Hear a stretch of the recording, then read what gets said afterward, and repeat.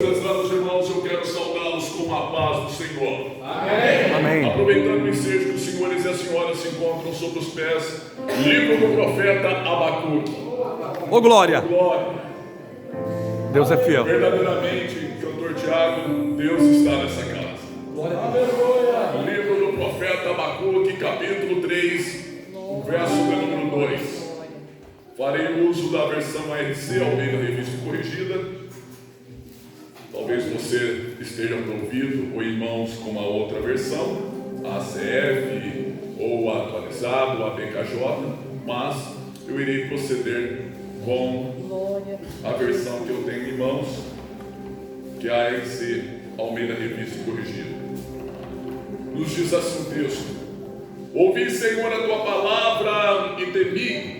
Aviva, ó Senhor, a tua obra no meio dos anos a notifica, e na tua ira lembra-te da misericórdia. Repito, ouvi, Senhor, a tua palavra e temi. Aviva, Senhor, a tua obra no meio dos anos, fazei ela conhecida no meio dos anos, e na tua ira lembra-te da misericórdia. Podeis tomar o assento, meus amados irmãos. Aleluia. Aleluia. Glória a Deus. Bendito é o teu nome. Aos irmãos que vão nos acompanhar pela live, Deus tem uma palavra projetada para o nosso coração, traz dentro de um conceito sociológico de pessoas, louvar e magnificar a instrumentalidade do eterno Deus por haver o mesmo me facultado essa tão honrosa e peculiar oportunidade de poder regressar à bonita cidade de Andradas, em especial poder servir uma vez mais nessa casa, DS, sob a responsabilidade pastoral do meu amigo, pastor Everton Teixeira. Deus abençoe, meu amigo, uma vez mais pelo precioso convite. Louvo a Deus pela vida da sua família, na instrumentalidade da vossa muito digníssima esposa, pastora Ana Carolina, sobremodo todos os vossos filhos. Muito obrigado, uma vez mais, eu sinto em casa aqui nesta noite. Estou lisonjeado de poder aqui rever o pastor André. Deus abençoe. Boa noite, instrumento agora. Tá certo. Você está em família, está tudo certo. Pastor André, top. Deus abençoe. Louvo a Deus pela vida dos meus companheiros, obreiros, reverendo Cláudio, Cícero, Silvio, glórias a Deus, pastor Antônio Lira. Os companheiros, eu ainda não guardei o nome dos senhores, mas sinto-se abraçado nessa noite. Príncipe, Deus abençoe. Eu estou honrado de poder estar aqui, lá diante da tribuna, juntamente com os senhores, e ainda sem contar os companheiros, amigos que estão aqui na nave da igreja, os pastores, os expositores e a dupla que nesta noite contribui abrilhantando ainda mais esse conclave. Trago a saudação e o abraço da minha família, hoje por motivo de força maior, não puderam uma vez mais fazer acompanhado da minha pessoa, mas pastor Everton, pastora Ana, sintam-se abraçada pela irmã Denise, também pela Melissa e também pelo Micael. Estão pentecostais até o tutano, mas são crentes, são fiel para a glória de Deus. Viu? Deus abençoe. Também um abraço da nossa liderança, pastor Ezequiel Bispo, que é o nosso pastor setorial da Lei Piranga, ali no setor de Mojimirim, debaixo da bênção da nossa liderança, que aqui estamos para servi-los uma vez mais, compartilhando o pensamento das Sagradas Letras. Senhoras e senhores, noiva do Cordeiro, e todos quanto vão que simpatizar da nossa fé. O texto que, ora, já foi tomado por base na leitura introdutória nesta noite, na instrumentalidade do pastor Silvio, e eu dizia aqui ao meu amigo pastor Everton que, por fato, Deus, ele tem falado de uma forma inexprimível sobre a tábua do nosso coração, pois o mesmo contexto ele já havia sentado ao longo desses últimos 2 dias, onde nós recebemos o convite da instrumentalidade do servo de Deus. E eu não posso me furtar de descer ou expelir algumas pérolas que nós vamos encontrar dentro desta narrativa. Em rápidas palavras, eu procurarei ser bem sucinto para não avançar muito no horário, mas eu perguntei para o pastor Everton se os irmãos aqui emendaram o feriado. Ele disse que sim, então dá para ir até meia-noite hoje. Glória a Deus! Aleluia! Aleluia, irmão, já ficou preocupado. Pode ficar, irmãos. Eu serei muito breve nessa noite, serei muito objetivo. Falar sobre o livro do profeta Abacuque, há uma discussão, há uma divergência teológica acerca da sua cronologia. Alguns enfatizam que foi no ano 612, quando ocorreu a queda de Nínive. a mesma que está sendo narrada no livro que antecede o profeta Abacuque, que é o livro de Naum, onde, depois da orientação, como Jonas se deslocou e pregou para aquela cidade sem unção nenhuma, sem nenhuma graça, por conta da mágoa que estava permeada sobre a tábua do seu coração, o público daquela cidade de Nínive, que se tornou a capital da Síria, eles deram credibilidade à palavra de Deus, e Deus então poupou aquela cidade, pois os mesmos entraram em um processo de purificação, de santificação, se abdicando então dos seus comportamentos equivocados, e Deus assim usou de misericórdia. Só que isso não perdurou por muito tempo. O texto vai nos dizer claramente que os assírios, os ninivitas, principalmente os seus exércitos, se tornaram expertos na maldade. Homens que se tornaram referência na arte da guerra, pois eles trabalhavam não somente com os braços, não somente com a parte física, mas a história, a compilação da mesma nos narra que eles trabalhavam principalmente guerreando no emocional, no psicológico, por conta das atrocidades que eles exercitavam quando eles prendiam os seus opositores. A história nos informa que eles tinham por hábito em usar duas artimanhas ou duas estratégias, duas realizações, quando eles assim se apoderavam dos seus opressores. Porquanto a primeira é que eles cercavam estacas pontiagudas sobre o chão e tinham por hábito elevar os seus prisioneiros sobre o alto e soltar sobre as estacas e ver eles morrendo de forma muito devagar. Há uma outra estratégia, uma outra arte que eles utilizavam, que era remover a pele dos prisioneiros com eles ainda vivos, pendurar eles de cabeça para baixo e pernas para cima, para que a morte deles fosse de uma forma agoniante e eles morreram sufocados com o seu próprio sangue.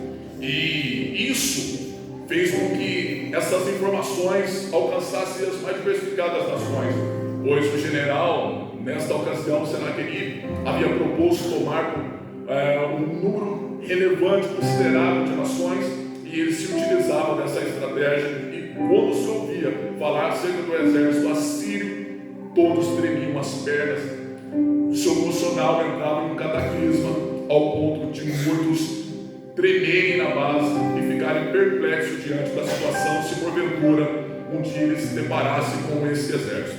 Pois bem, muitos estudiosos asseguram que esses 3 capítulos, ainda que esses 3 capítulos foram encontrados entre as ruínas do Mar Morto, esses manuscritos, mas alguns acreditam que foi compilado nesse período do ano 612. Outros acreditam que foi no ano 605. O ano 605, pastor Evo Teixeira, foi quando ocorreu a batalha em Carquemes. Se você olhar para o livro do profeta Isaías, capítulo de número 14, verso 24 ao verso 27, narra esse confronto. Se você observar o segundo livro dos reis de Israel, capítulo de número 19, narra esse episódio. Se você observar Isaías, capítulo 36, capítulo 37, também narra esse episódio. Se você observar o segundo livro das crônicas, capítulo de número 32, também narra parte desse episódio. Foi quando Senaqueribe propôs em tomar uma das poucas cidades, uma das poucas regiões geográficas que poderiam promover resistência diante do seu poderio. E Carquemes representava o polo central econômico do Egito. É como se fosse hoje a pequena ilha de Manhattan. A ilha de Manhattan é onde está centralizado todo o ponto econômico dos Estados Unidos.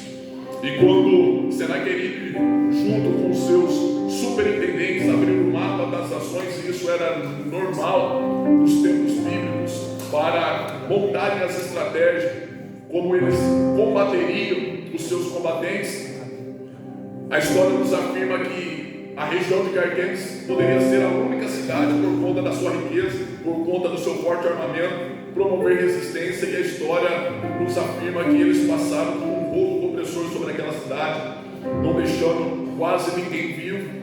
Muitos passaram por um processo de requintes de crueldade, e isso pendurou ao longo do tempo. A fama de Senaqueribe.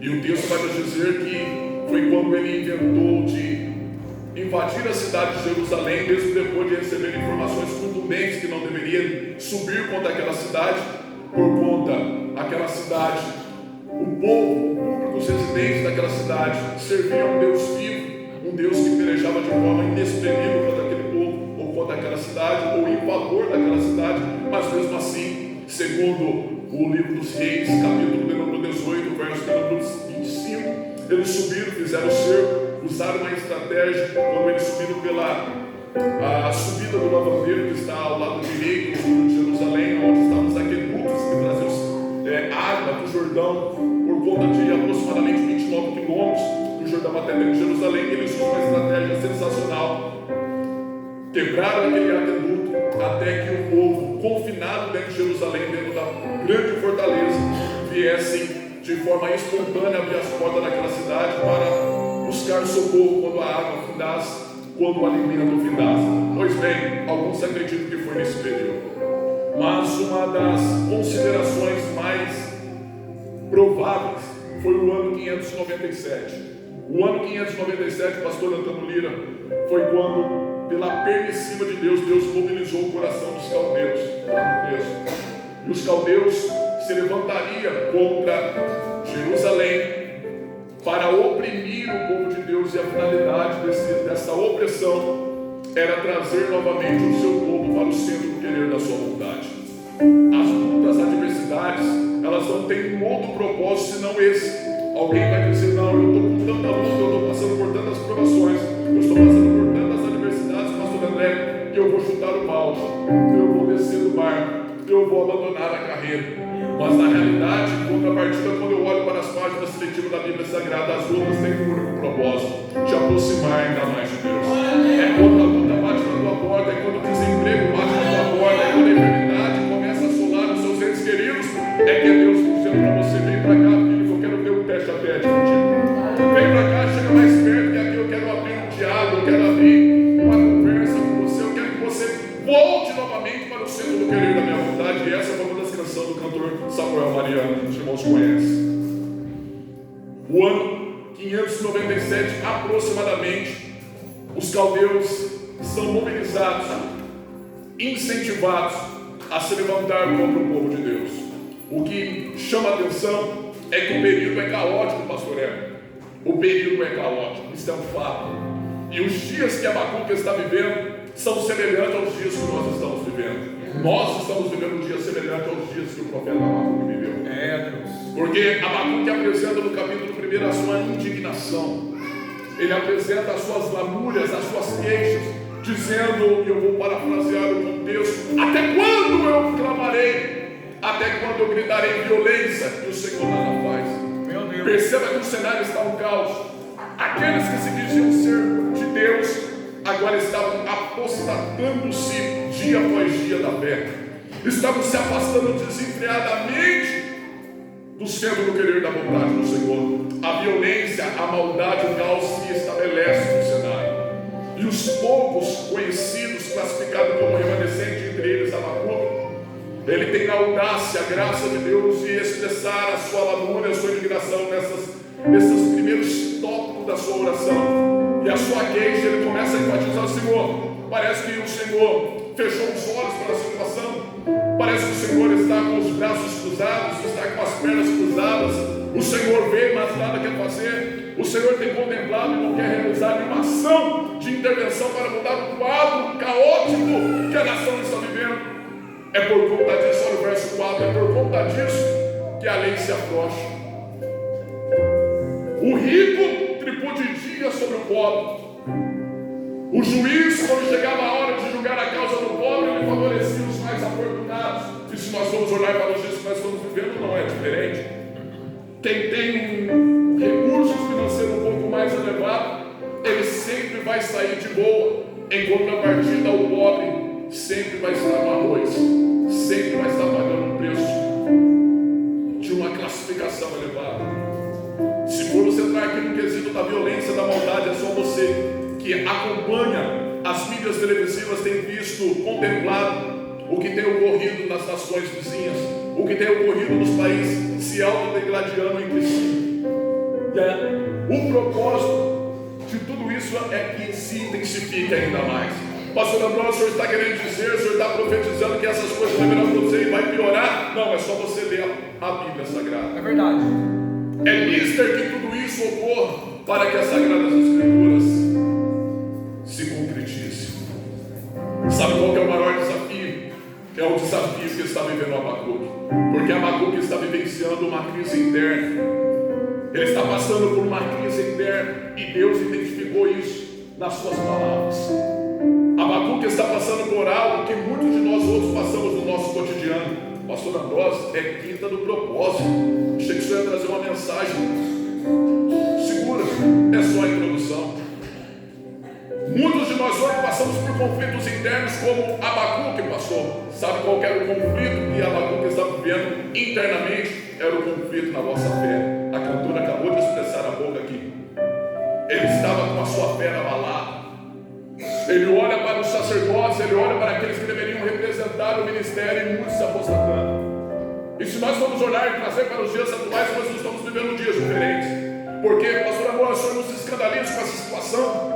Não, porque quando eu olho para a segunda carta do apóstolo Paulo a Timóteo, capítulo de número 3, ele começa dizendo, Paulo escrevendo a Timóteo, se certifique que nos últimos dias sobrevirão dias trabalhosos, aonde homens se tornarão amantes de si mesmos, soberbos, prepotentes, arrogantes, avarentos, obstinados, irrenunciáveis a pai e mãe, sem afeto natural. Eu vou falar. Meu Deus. Glória, aleluia.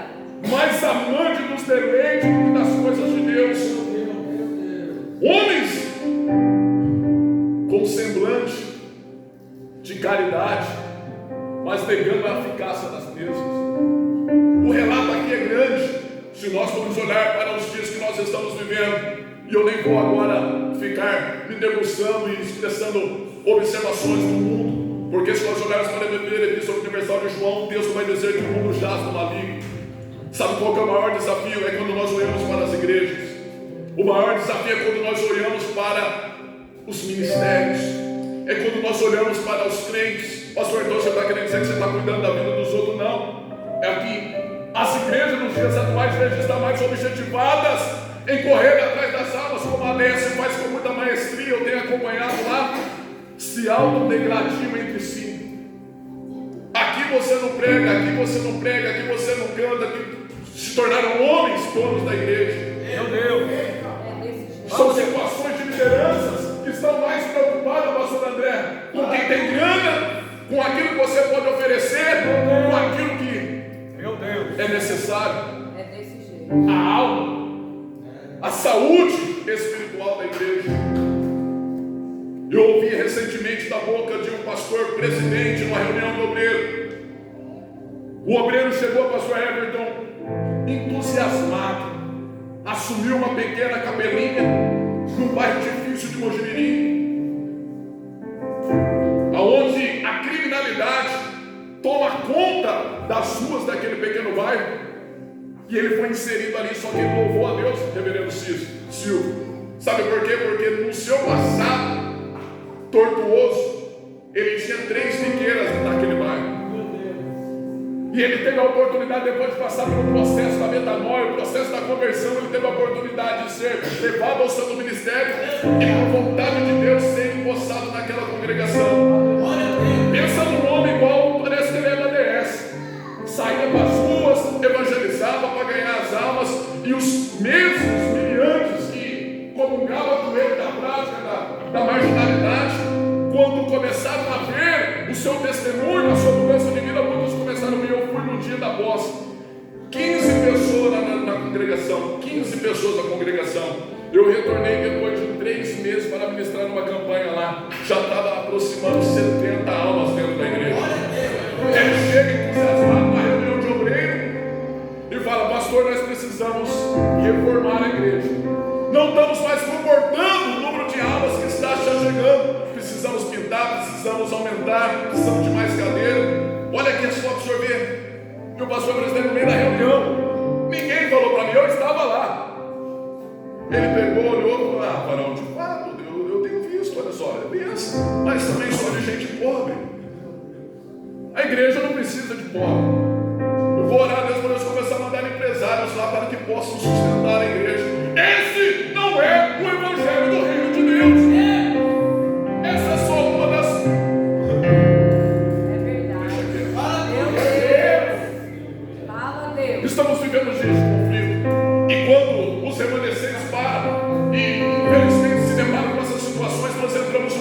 eterno. Pastor Edgar, há um conflito dentro de muitos de nós outros quando nós olhamos para essas circunstâncias. A vontade é de parar, como diz a canção do Alisson Santos nos bastidores. A vontade é parar. Porque da onde deveria vir o amor, só vem degladiação. Da onde deveria vir a mão estendida, só vem a vontade de dentro. Da onde deveria haver a comunhão, a união, é aquela guerra entre os irmãos. Se você tiver alguma coisa para receber, se você não tiver, fica lá isolado no campo. Meu Deus. E Abacuque está vivendo esses dias ao ponto de denunciar e falar: Deus, eu estou clamando, eu estou gritando e parece que o Senhor nada faz. Evangelista Hélio, Deus falou para Abacuque. Abacuque, o negócio é o seguinte: a partir do verso 5, Deus começa a falar para Abacuque. Deus ouve os 4 primeiros blocos da oração de Abacuque. Parece que eu vejo Deus dizendo assim: Abacuque, calma aí. Eu sei que você está passando. Eu sei que você está vivendo um conflito interno. Eu sei que a sua fé está passando por oscilação. Olha o verso 5. Vede entre as nações e olhai, maravilhai-vos, Abacuque. Adorai-vos ou admirai-vos, porque em seus dias eu realizo uma grande obra. Só que você não quer crer. A fé de Abacuque está passando por oscilação. Porque o que é fé? É um termo que vem oriundo da raiz etimológica hebraica, que significa emunar. O que é emunar, pastor Ambrosio? Dignidade, firmeza de um indivíduo, aquele que acredita sem ter sombra de dúvidas. Isso é fé. A fé é o pilar da sustentabilidade da vida do cristão. Paulo vai dizer na carta aos Coríntios, capítulo 5, verso 7: andeis por fé e não por vista. A cantora salientou essa informação e eu pude dar glória a Deus aqui nessa noite para a confirmação dessa palavra. Pastor, a fé é o pilar da sustentabilidade da vida do crente? Está escrito na carta de 2 escreveu o escritor aos Hebreus, capítulo 11, verso 1. Ora, a fé é o firme fundamento das coisas que se esperam, a prova das coisas que não se vê. Oh, glória! Por isso que no capítulo de número 2, pastor Everton, Deus fala primeiro no capítulo 1, ainda nos versos decorrentes, dizendo: Abacuque, fica tranquilo, eu já estou trabalhando, realizo uma grande obra no meio de vós, só que você não quer crer. Mas quando eu for contado, você vai ter os seus olhos abertos. Porque eu já levanto os caldeus. E tudo que eu estou dizendo para você, Abacuque, escreve com pico, entalhe uma pedra. Se for preciso, finque ela na porta da entrada da cidade. Porque até que eles se passar correndo sobre ela, verão e entenderão que não muito distante desses dias, o meu juízo sobrevirá diante de todos vós. Quando entramos no capítulo 2, Deus: Abacuque, eu vou continuar falando com você. Só que eu vou falar com você não agora onde você está. Sobe na torre de vigia. Sobe na torre de vigia. Tem momento que a gente tem que correr no quarto. Tem momento que a gente tem que descer no monte. Mas a palavra de Deus falou: sobe para a torre de vigia. Porque eu vou me revelar a você. O verso número 4 do capítulo 2, Deus está dizendo: Abacuque, o justo viverá pela fé. Glória a Deus. Eu vou simplificar o que Deus está dizendo para Abacuque. Abacuque, ainda que o mal quer, ainda que o mundo caia ao teu redor, Abacuque, ainda que os homens se corrompam, Abacuque, ainda que as autoridades se amontoem das suas concupiscências, mas o justo ainda tem que viver pela fé. Hebreus capítulo 10, verso 38: mas o justo viverá pela fé, mas se ele recuar, a minha alma não tem prazer nele.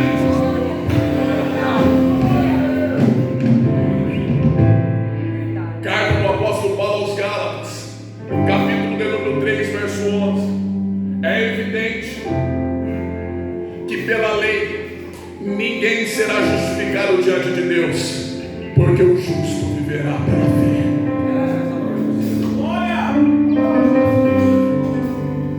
Olha para esse crente que está ao seu lado, diga para ele: o segredo do teu sucesso não é como você começa, é como você vai terminar. Começar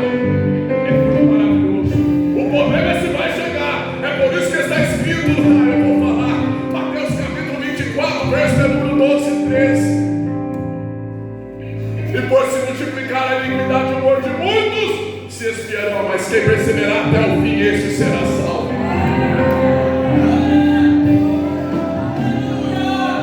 Abacuque, o justo tem que viver pela fé.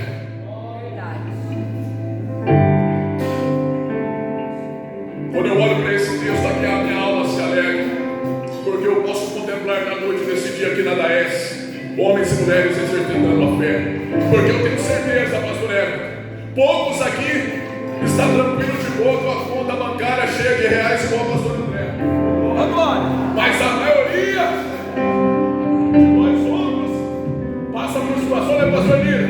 Ô glória, que só por Deus. Talvez você chegou aqui nesta noite se rastejando, dizendo: Senhor, muda a minha história, muda o meu quadro, muda a minha vida, muda a minha família. E Deus está dizendo: você tem fé.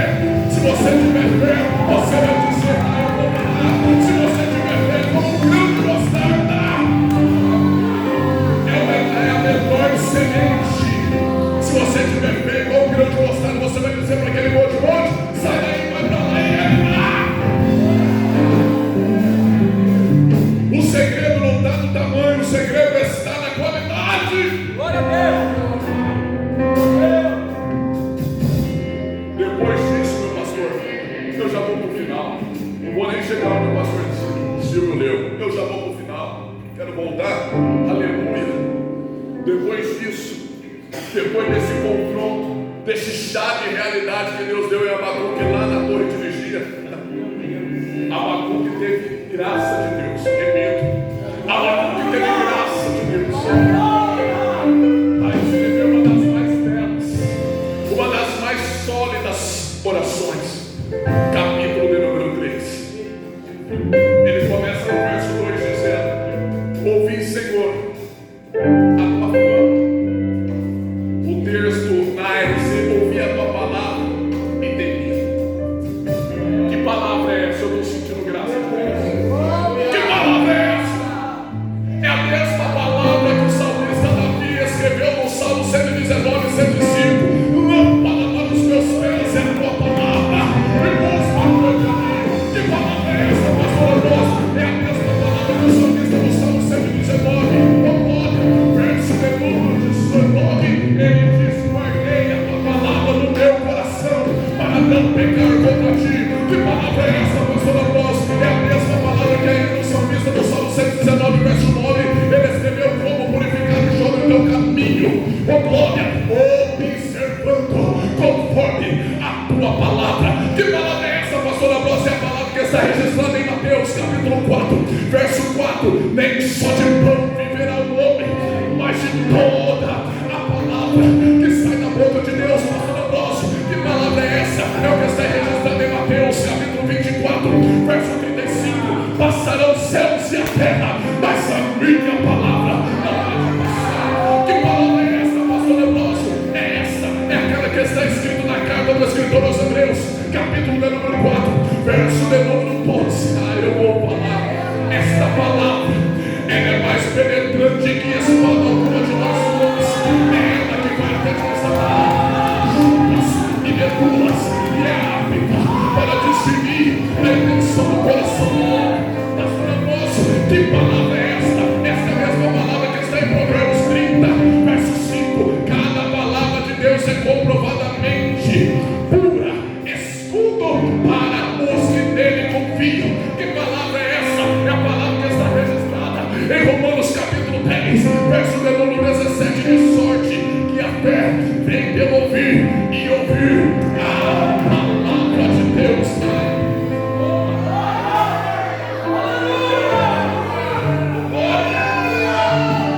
Que palavra é esta?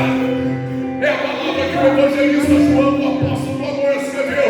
João capítulo 17, verso 17. Santificai-vos na verdade, porque a tua palavra é a verdade. Que palavra é essa? É o que está escrito em Efésios capítulo 5, verso 26. Para santificar, purificando com a lavagem da água pela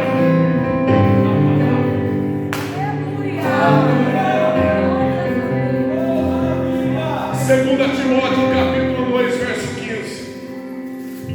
Apresente a Deus aprovado como varão ou como obreiro, com quem não tem o que se envergonhar, e que maneje bem a palavra da verdade. Olha, essa é a palavra. Pastor Ambrosio, eu achei que só ia entregar o manto do mistério agora. Eu até fiquei de pé, dei uma rodada no mistério, que é profecia. Eu não sou contra, eu sou do manto, eu sou pentecostal, eu gosto. Que é revelação, eu amo também esse mistério. Mas a maior profecia e a maior revelação é a palavra. Essa palavra não cai por terra. E Deus está dizendo: eu vou levantar almas e vidas aqui nesse lugar, pelo poder da palavra de Deus. Ah, meus irmãos, vocês têm muita graça. Sabe por quê? Porque vocês têm obreiros, pastor, que prega a palavra, que ama a palavra, ame a palavra, debruce na palavra, mergulhe na palavra, porque é a palavra que vai fazer criar raiz.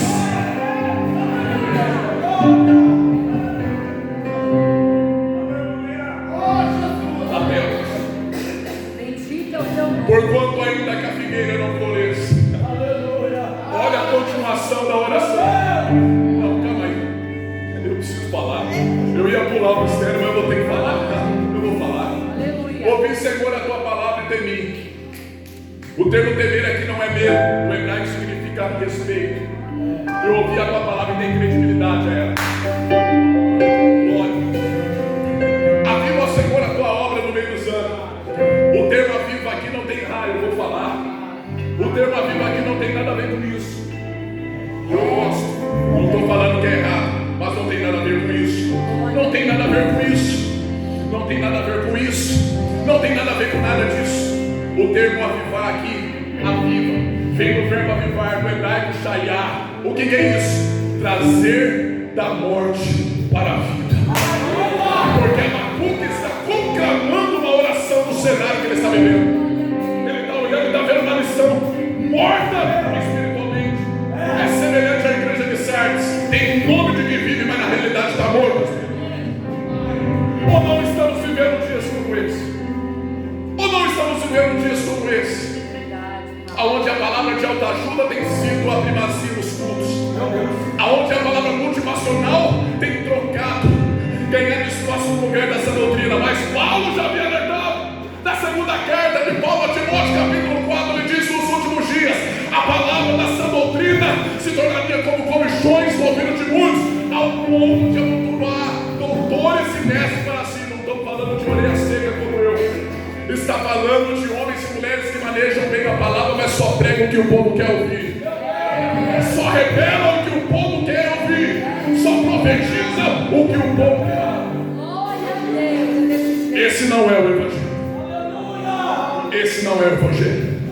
Pastor Hélio, se ficar o Senhor, a sua família e os obreiros da glória a Deus, mas continue na palavra. Continue na palavra.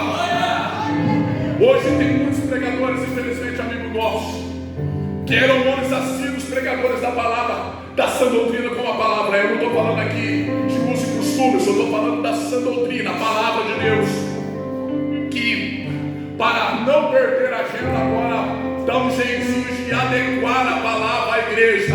Irmãos, vai para lá, aleluia.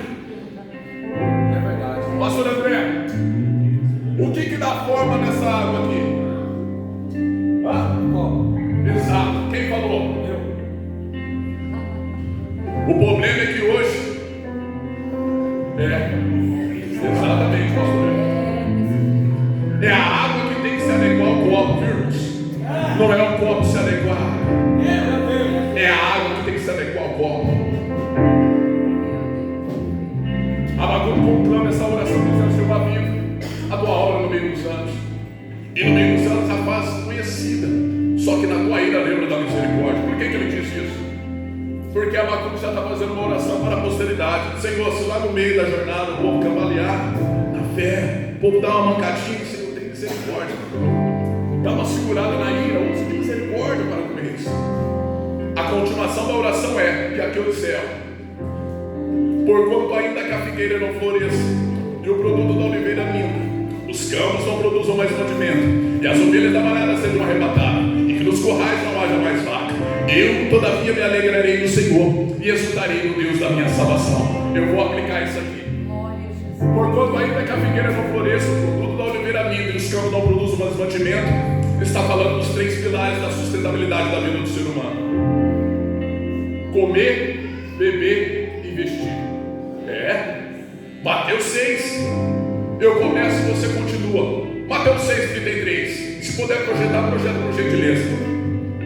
Mas buscai primeiro o reino de Deus e a sua justiça. Opa, calma aí, teve divergência. Coloca não, Senhor de Deus, segura um pouquinho, não projeta ainda. Eu vou perguntar de novo. Mas buscai primeiro o reino de Deus e a sua justiça. Aí sim, porque há um vocábulo errôneo. E as demais coisas. Não insiste as demais da exegese do texto, mas buscai primeiro o reino de Deus e a sua justiça e todas essas coisas. Que todas essas coisas, o texto, o Cristo está se revelando. Se você ler os versos anteriores, vai dizer: mas por que vós andais ansiosos com o que haveis de comer, beber e vestir? Olha os pássaros, não plantam, não fiam, não seguem, e o Senhor cuida bem dos mínimos detalhes. Olha o lírio dos campos, nem Salomão, no auge da sua glória, se vestiu tão belamente como os tais. É a mesma referência. Mas buscai primeiro o reino de Deus e a sua justiça. Que reino de Deus é esse aí? Que reino de Deus é esse aí? Projeta aí, servo de Deus, por gentileza. Não é culto de doutrina, viu, irmãos? É porque eu amo a palavra. Lucas capítulo de número 17, versos 21 e 22. Lucas 17, 21 e 22. Aí vai dar resposta para os irmãos. O que é o reino de Deus que Jesus Cristo estava dizendo? Aí gostou dos 3 pilares. Ô glória, volta no 20. E sendo Jesus interrogado pelos fariseus sobre quando virá o reino de Deus, respondeu-lhes: o reino de Deus não vem com aparência exterior, como está escrito lá em Isaías capítulo 53. Nem dirão ele aqui ou ele ali, pois o reino de Deus está. Eita glória! Na minha versão está dizendo: o reino de Deus está entre vós e vós não sabeis. Quem é o reino de Deus? É o próprio Cristo. E o Cristo está dizendo: vocês estão ansiosos porque a mente comer, beber e vestir? Busquem primeiro a mim e a minha justiça, que eu não deixo faltar comida, não deixo faltar bebida. O nosso Cristo, ele cuida dos mínimos detalhes para quem é fiel. Oh, glória! Porquanto ainda que a figueira não floresça, o produto da oliveira minta, os campos não produzam mais mantimentos. Está falando disso nos 3 pilares da sustentabilidade da vida do ser humano. Está falando da agricultura, dos grãos. Ainda que as ovelhas da malhada sejam arrebatadas, fala da vestimenta por causa da lã, mas também fala do leite, do sustento para as crianças. Meu Deus! E que no currais não haja mais vaca. Então vou até no churrasco. Meu Deus! Abacuque está dizendo ainda que o Senhor, os caldeus se viriam e iam lamber tudo. Ainda que o campo não dá mais alimento para nosso comércio, seja abalado pela crise econômica, por falta de comida, ainda que o Senhor não nos dê vestimenta, tirar até o leite da criança, aí ele pegou pesado. Se não tiver nem vaca nos currais, ou seja, falou no churrasco. Eu gosto desse mistério, é coisa de crente. Aleluia. Mesmo assim, eu me alegrarei no Senhor. Por que ele diz isso? Salmo 23. O Senhor é meu pastor. Eu vou falar de novo. O Senhor é meu pastor. Não é isso que está escrito. Projeta aí, sabe de Deus. O texto está escrito: o Senhor é meu pastor, vírgula. Nada me faltará. Não tem o i, não tem essa condicional. O texto está dizendo: o Senhor é meu pastor, vírgula, nada me faltará. Porque no original hebraico está escrito: o Senhor é meu pastor, ele não me falta. Olha lá, está escrito: o Senhor é meu pastor, nada me faltará. O Senhor é meu pastor, ele não me falta. Se ele não nos falta, não teremos falta de nada. Eu vou repetir: se Deus não nos falta, não teremos falta de nada. Porque está escrito em João capítulo 15, verso 7: se vós estiveres em mim e a minha palavra estiveres em vós, pedireis tudo quanto quiseres e você será concedido. Aqui no encerro. Se Deus tocar nos 3 pilares da sustentabilidade da vida do ser humano, Abacuque professa ainda dizendo: mesmo assim eu me alegrarei no Senhor, e eu citarei no Deus situação.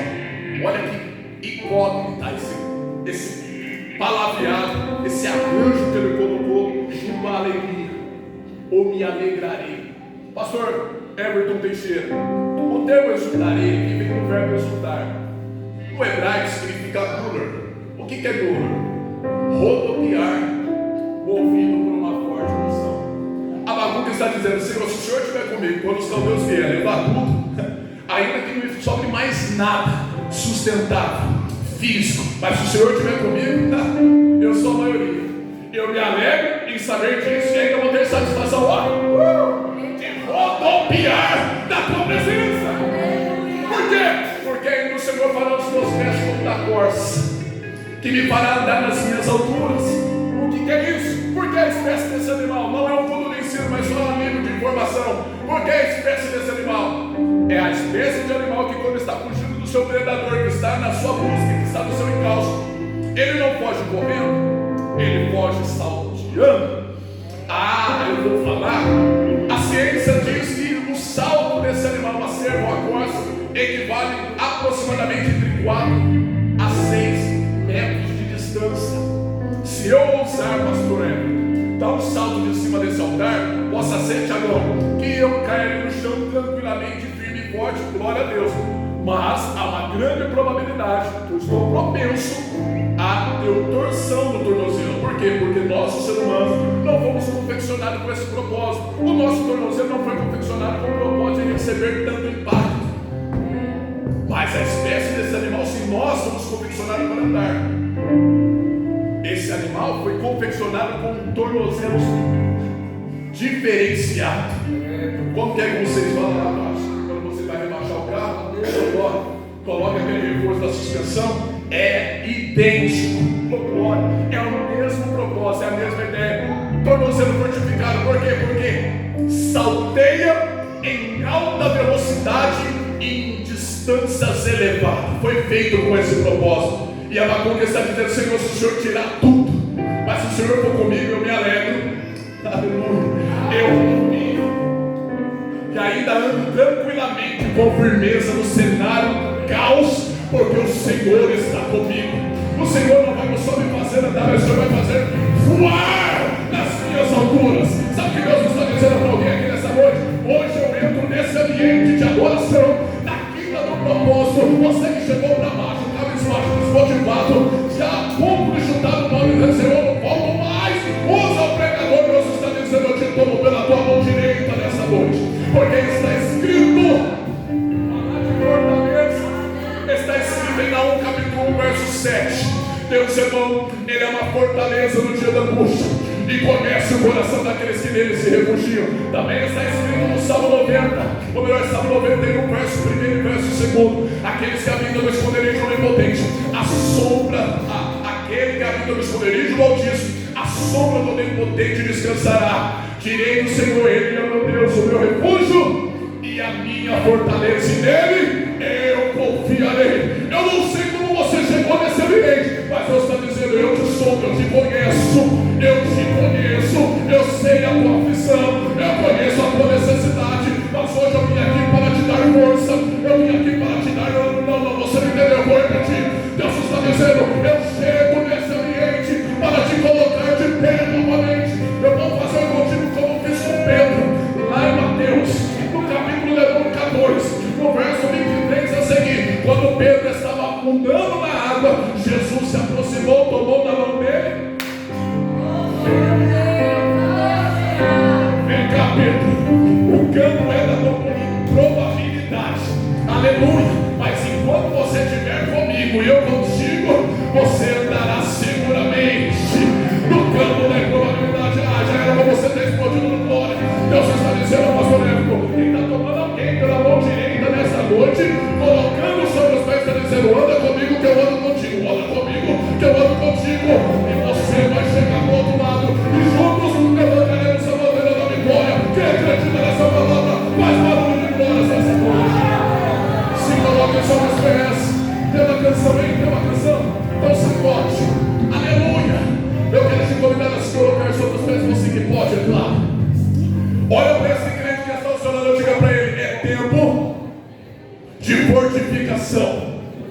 Não, diga com mais propriedade. Chegou o tempo da tua fortificação. A partir de hoje, tu não andará mais do mesmo jeito, porque o Senhor te fortalece, sustenta, te dá graça, te dá ânimo, te dá desenvoltura, te dá equilíbrio, te dá racionalidade para continuar firme até chegarmos do outro lado. Diga para ele: a ordem de Deus não é parar, a ordem de Deus é para avançar. Não, diga mais forte: a ordem de Deus não é para parar, a ordem de Deus é para avançar. Enquanto os vasos vão louvar ao Senhor, eu quero te convidar a você a abrir o seu coração. A palavra foi pregada, a palavra foi semeada, a palavra foi verbalizada, a palavra foi ventilada. Agora é o momento que você vai assentá-la sobre a tábua do seu coração. A partir de agora, você vai começar a olhar para a sua vida sobre uma nova perspectiva. Se você olhar aqui, aleluia, via circunstâncias maior que os filhos de Anak ou os Anakim, como os 10 companheiros que deram um relatório negativo para Moisés, Deus está dizendo: faça como Paulo orientou na segunda carta de Paulo aos Coríntios, capítulo 5, 7. Agora você não anda por vista, porque quem anda por vista está fadado, propenso a cair, a tropeçar. Mas quem anda por fé vai vivenciar o sobrenatural de Deus. A partir de hoje você vai olhar a trajetória da tua vida sobre uma nova perspectiva. Olhe pelos olhos da fé. Se você olha para aquela empresa, você almeja entrar nela, mas talvez você não tenha condições por conta das informações que vão complementar o seu currículo profissional. Olha você lá dentro sendo chefe, olha você lá dentro delegando ordens. O nosso Deus é fiel para abrir portas aonde não tem. Olhe, se você recebeu uma informação negativa do médico dizendo não tem jeito, não tem cura, o médico dos médicos está aqui nessa noite. Se o teu advogado já abdicou da tua causa dizendo já foi arquivado, o juiz por excelência está aqui nessa noite. Se você olhou ou tem vivenciado momentos de aflições conturbados, como os seus entes queridos dizendo: meu Deus, cura, salva, liberta o meu esposo, liberta a minha esposa, liberta os meus filhos. Deus está dizendo: eu venho com refrigério e uma palavra de restauração nesta noite. O nosso Deus é especialista em trabalhar nessa matéria-prima chamada barro. Cadê os vasos nessa noite que vieram na comissão de serem trabalhados nessa noite? Levanta a tua mão e vai dando nome. Deus é fiel, pastor Everton. Deus é poderoso para fazer muito mais do que nós imaginamos e pensamos. Quem acredita nessa palavra, vai dando glória a Deus, vai dando aleluia, solta a canção, vai dando glória, vai dando aleluia. O momento é de adorar. Enquanto você adora, Deus trabalha. Enquanto você adora, Deus cura. Enquanto Deus adora, não há temor, nem hora.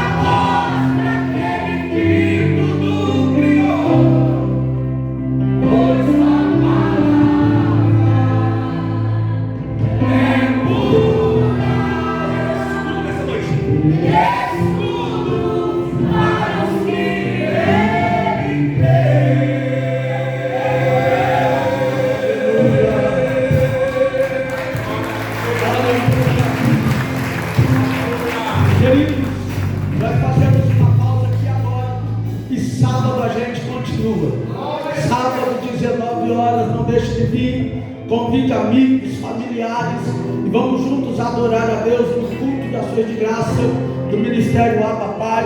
Não deixe de